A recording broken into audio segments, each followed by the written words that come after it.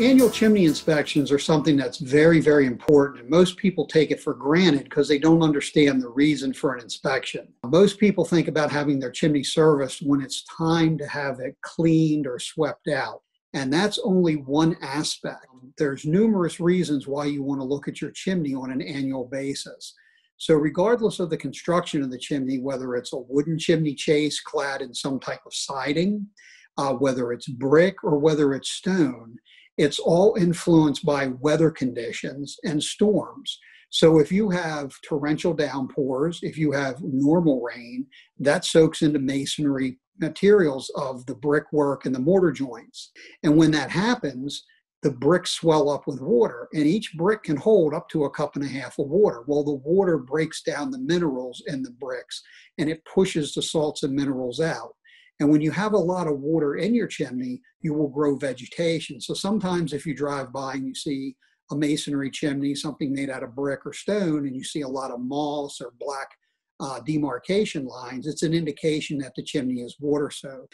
Conversely, if you have a wooden chimney and it's covered in siding, you'll have a metal lid that covers the top of it, which is called a chase cover.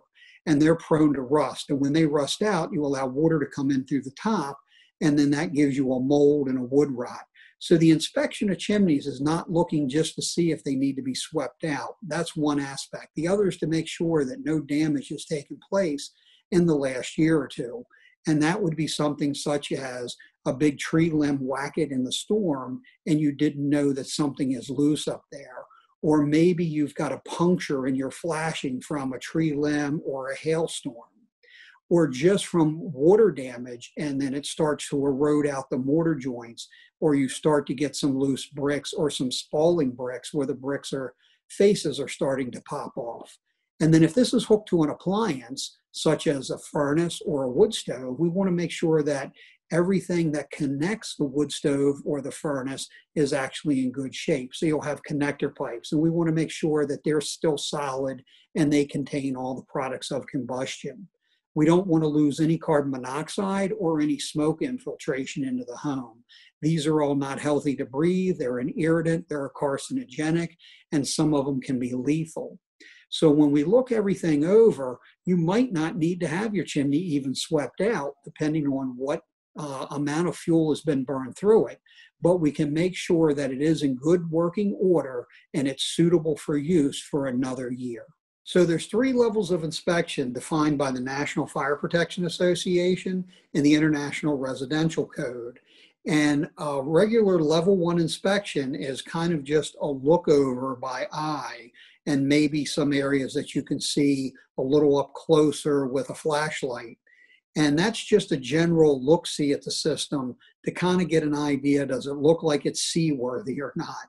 A level 2 inspection has up to 76 items that you can look at for a chimney, and that's indicated when you're either buying or selling a home, if you've had a traumatic event occur, like a lightning strike, a chimney fire, a large tree land on the house near the chimney, if you had a car drive into the building on the side of the building or the home where the chimney is, or if you're going to change the use of the appliance. If you have a fireplace and you're going to put a wood stove insert or a gas insert, you're required to do a level 2 inspection.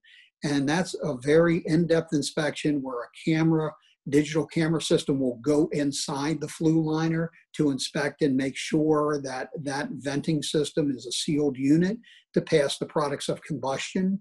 Everything is structurally sound, and any connector pipes are structurally sound to contain the products of combustion.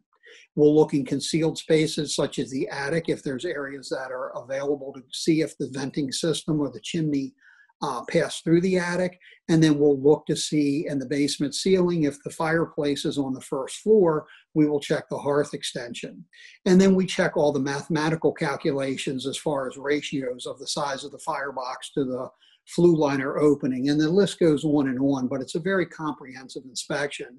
A level 3 would encompass all of those areas, but that's when you have a real serious event that would have occurred and you have to do demolition in order to open up maybe chimney cavities or wall space to actually do an in-depth investigation.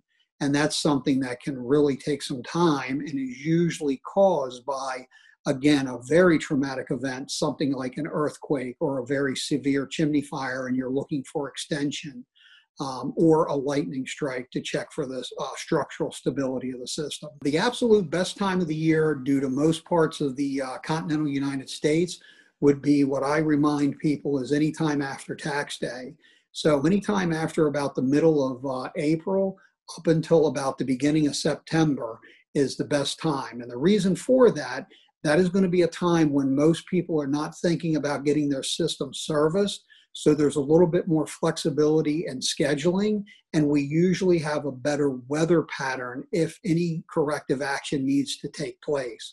What you don't want to do is wait until the fall, and maybe it's Halloween and you're having your pumpkin spice coffee and you're thinking about, trick-or-treaters and wouldn't it be nice to have a fire, or it's the first time you've turned on your gas or oil furnace and then you find out that something's wrong with it.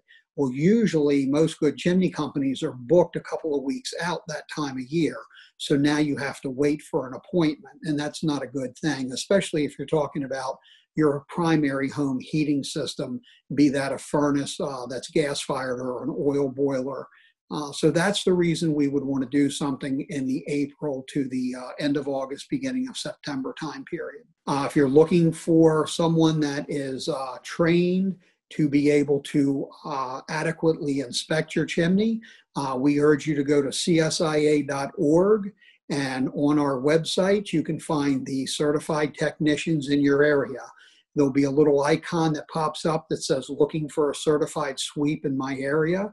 You punch in your zip code and it'll give you a list of the certified technicians that can come out to service your unit.